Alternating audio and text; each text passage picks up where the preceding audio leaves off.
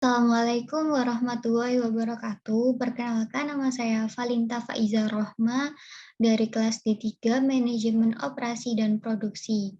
Di sini saya akan menjelaskan hasil observasi saya di Fatona Collection. Oke, yang pertama yaitu mengenai Fatona Collection. Bisnis ini pertama kali didirikan pada tahun 1992. Alasan mendirikan bisnis ini adalah karena owner, yaitu Bu Fatona, sangat menyukai dunia seni dan fashion. Sejak kecil beliau suka sekali membuat gambar model-model baju. Nah, awalnya owner ini memutuskan untuk sekolah menjahit, tapi ketika hendak ujian akhir, untuk mendapatkan sertifikat, beliau tidak mampu untuk membayar. Akhirnya, beliau keluar dari sekolahnya tidak sampai mendapatkan sertifikat. Kemudian beliau mendirikan bisnis rumahan, yaitu jasa-jasa permak atau pembuatan baju yang sederhana saja pada awalnya. Kemudian, lambat laut beliau meningkatkan skillnya, mengembangkan hingga sekarang beliau memiliki bisnis ini, memiliki toko Fatona Collection yang memproduksi baik gamis, kebaya, bahkan sampai ke gaun pernikahan. Nah, kelebihan dari Fatona Collection ini sudah memiliki label dan brand sendiri, atau bisa dibilang labelnya ini sudah diakui dan terdaftar. Nah, Bu Fatona ini bukan hanya dikenal di daerah Surabaya dan Sidoarjo saja, tapi beliau ini sudah dikenal banyak masyarakat, baik itu dari luar kota juga, baik dari Jakarta, Kalimantan, Medan, bahkan dari Banten juga. Banyak customer-nya yang rela jauh-jauh menjahit ke sini karena ongkos yang terbilang cukup murah untuk kualitas baju seperti di butik ini. Nah, Bu Fatona ini sangat memperhatikan kualitas pada produknya dan senantiasa meningkatkan kualitasnya pula. Kemarin saya sempat bertemu dengan salah satu customer customer Fatona Collection. Eh, Beliau mengatakan bahwa jahitannya ini terbilang rapi dan bajunya nyaman saat digunakan. Memang ketika saya lihat produknya itu, jahitannya ini juga rapi dan juga modelnya nggak norak atau kekinian. Jadi mengikuti tren baju pada saat ini.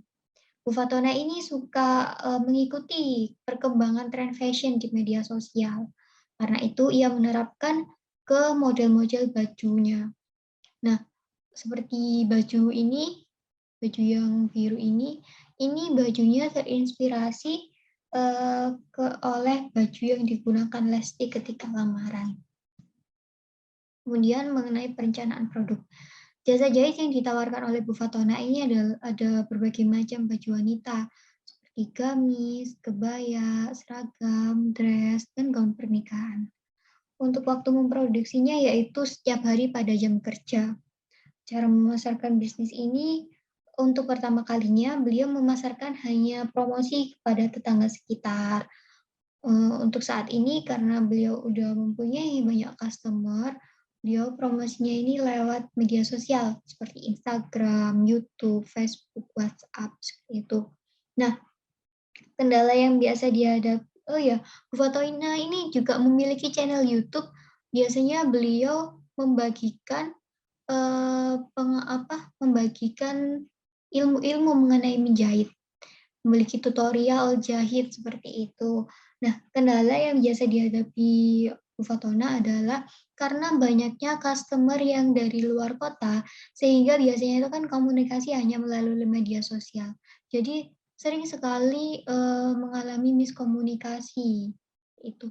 Kendala lain adalah karena harga benang dan harga kain itu kadang naik turun dan juga karena beliau ini beli tempat untuk membeli benang dan kainnya ini cukup jauh sehingga membutuhkan ongkos yang lebih.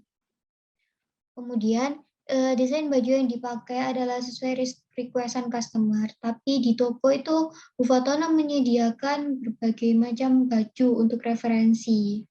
Desainnya ini juga disesuaikan dengan tren yang ada. Nah, dalam dunia fashion itu kan biasanya tren pakaian itu berputar ya, seperti model jaket jeans yang itu kan model tahun 90-an, tapi sekarang model tersebut udah mulai naik kembali, udah mulai gencar lagi. Nah, maka dari itu Bu Fatona itu selalu mempersiapkan tren yang ada di masa depan untuk dipakai di gaun pengantin yang beliau buat. Kemungkinan tren beliau ini dulu itu udah pernah memprediksi bahwa tren ke depan adalah orang-orang ini pada suka gaun pengantin yang warnanya itu warna basic, tapi memiliki kesan yang elegan. Orang-orang ini nggak mau yang terlalu banyak warna, tapi tetap terlihat elegan. Nah, caranya yaitu dengan diberi pernak-pernik ini payetnya. Nah, itu harus pintar-pintar taruh payetnya itu tadi.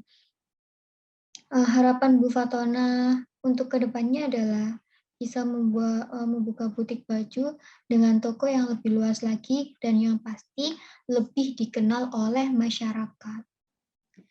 Untuk perencanaan kapasitas kan diukur berdasarkan banyaknya karyawan dan berapa lama waktu karyawan dapat menyelesaikan satu produk baju. Nah, Bu Fatona ini awalnya memiliki 3 karyawan, tapi 2 karyawan Bu Fatona terpaksa harus resign karena harus pindah mengikuti suaminya. Sebelumnya, jika bersama 3 karyawan, pekerjaan lebih cepat selesai dan membuat satu model baju itu hanya membutuhkan waktu kurang lebih 2 hari saja. Tapi tergantung model bajunya juga, karena kan masang payet-payet itu juga membutuhkan waktu yang cukup lama.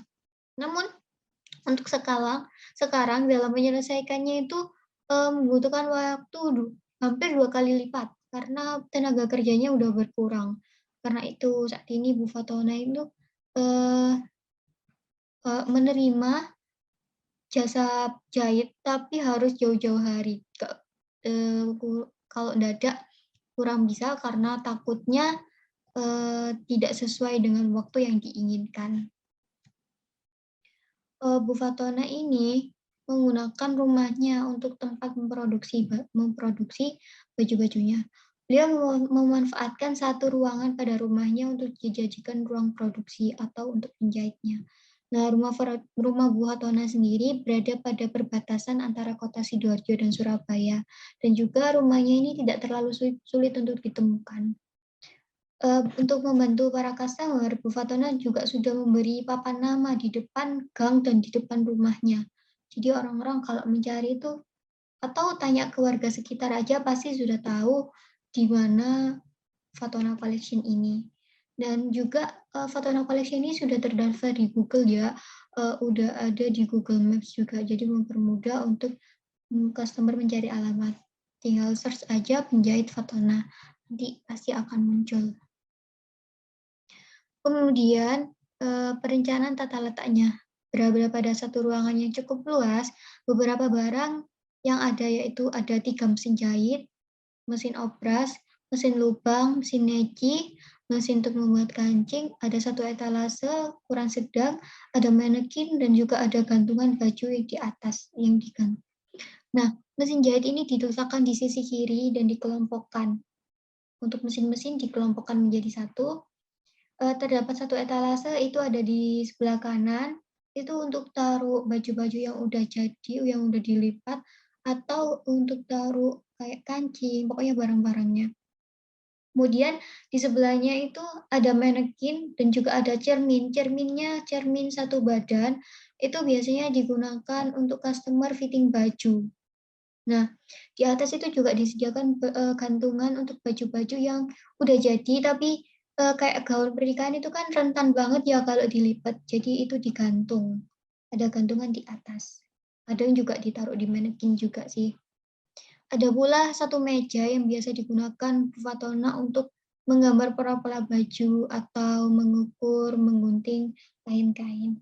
Nah, pertimbangan peletakan ini juga agar memudahkan customer dan karyawan ketika berkunjung.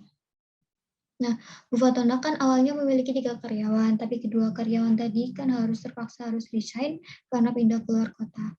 Saat ini Bu Fatona sedang mencari karyawan baru. Bu Fatona sendiri juga ikut andil dalam mengerjakan baju. Biasanya Bu Fatona bertugas membuat pola dan desain baju, kemudian karyawan yang tugasnya menjahit atau menyusun pola baju tersebut, pola bajunya.